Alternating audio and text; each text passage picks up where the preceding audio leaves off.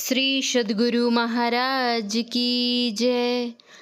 महर्षि में ही अभिनंदन ग्रंथ से संत दरिया साहब की कुटी की ओर।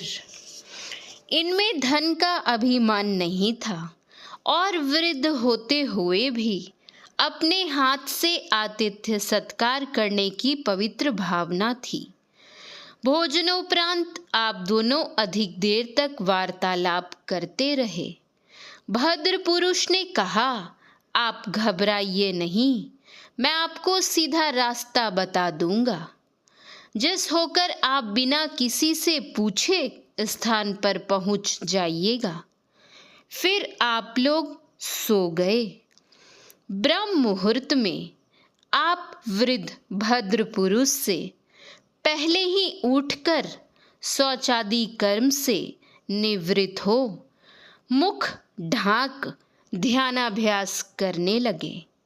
सवेरा होते ही गृहपति बाहर चले गए।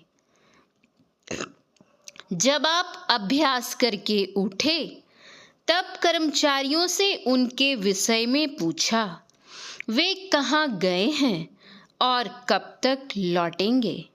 कर्मचारियों ने बताया कि कृष्ण भगवान की षष्ठी के उपलक्ष्य में वे ब्राह्मणों को भोजन का निमंत्रण देने गए हैं। यह काम वे अपने से ही करते हैं। ज्यों-ज्यों दिन चढ़ता जाता आप में जाने की व्यग्रता बढ़ती जाती थी। कुछ देर के बाद वे आए और आते ही आपने अपने प्रस्थान के लिए उनसे निवेदन किया।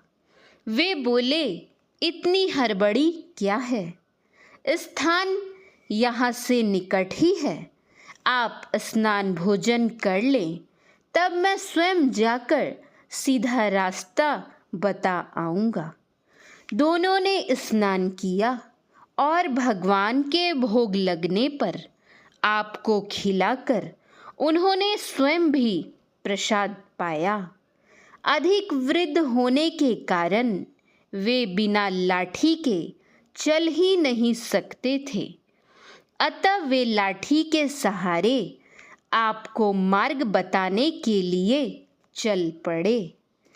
कुछ रुक रुक कर टटोलते हुए चलने की क्रिया से साफ जान पड़ता था कि उनकी देखने की शक्ति भी छिन्न हो गई थी।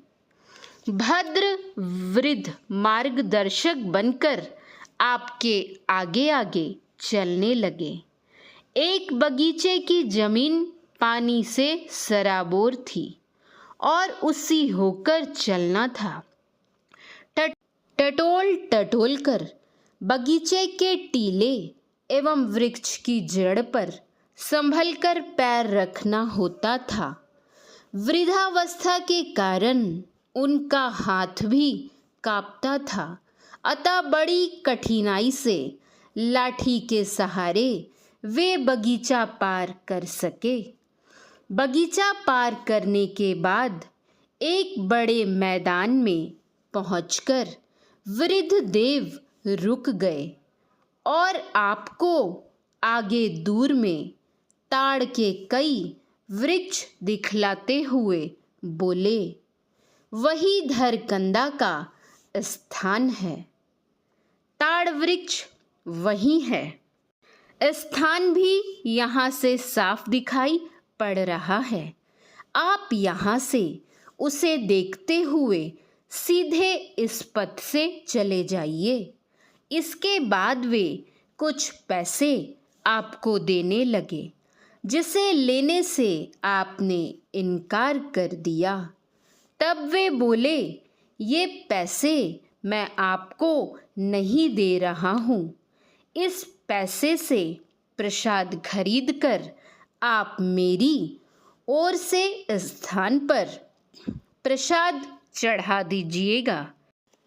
तब आप पैसे ले लिए और उनसे बोले, यदि आप मेरी अशिष्टता माफ़ करें तो मैं आपसे एक प्रश्न पूछूं। वृद्ध देव बोले, पूछने में क्या अशिष्टता? आप अवश्य पूछिए। आपने कहा आपके पास काफ़ी धन है, नौकर हैं और हाथी भी है।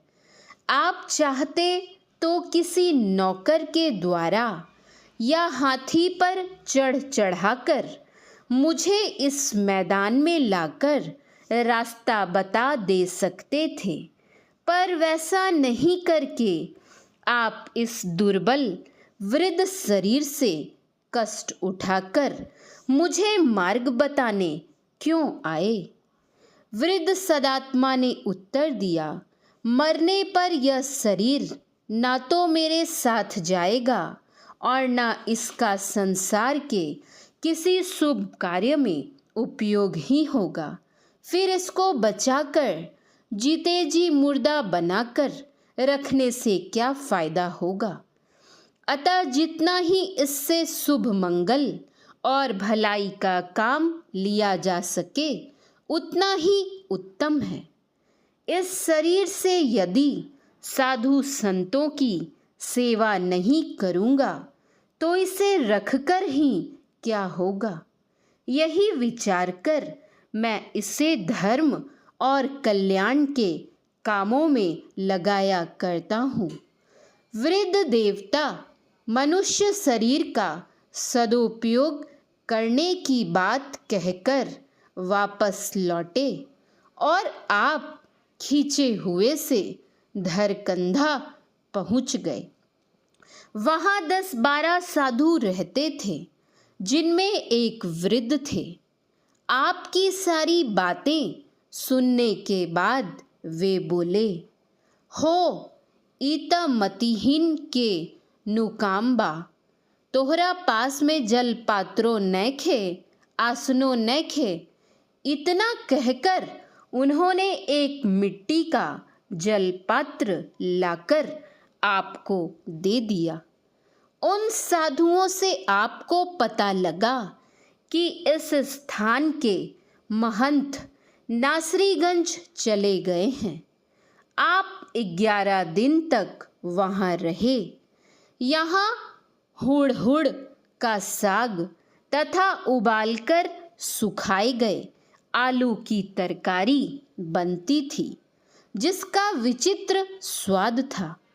बिना पूछे आपको पता ही नहीं लग सका कि साग किस वस्तु का बना है। स्थान में 8 मन की एक चक्की थी, जिसे सांड के द्वारा चलाया जाता था। वह सांड भी इतना बदमाश था कि उसे वृद्ध साधु को छोड़ कोई दूसरा खोल भी नहीं सकता था। दरिया साहब के स्थान धरकंधा से उनकी जन्मभूमि आधे कोस की दूरी पर थी, जहां उनके परिवार के लोग रहते थे। आप वहां गए, उनकी जन्मभूमि के दर्शन किए। वहीं उनका समाधि मंदिर भी था, उसका भी जाकर दर्शन किए। धरकंधा के साधुओं से वहाँ की साधन विधियों का पता सत्संग चर्चा से लगा कि मानस जप और बाहरी त्राटक का अभ्यास ही उनकी एकमात्र साधना थी।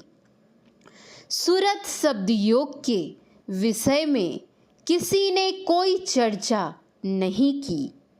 वहाँ के महंत का नाम श्री गोकुलदास साहब तथा अधिकारी का नाम श्री रघुनाथ दास साहब था। ये दोनों साहबान स्थान से 8-10 मील की दूरी पर कुछ साधुओं के साथ नासरीगंज में निवास करते थे। आप यहाँ की साधन विधि की पूरी जानकारी प्राप्त करने के लिए महंत से मिलना आवश्यक समझ रहे थे। श्री सद्गुरु महाराज की जय।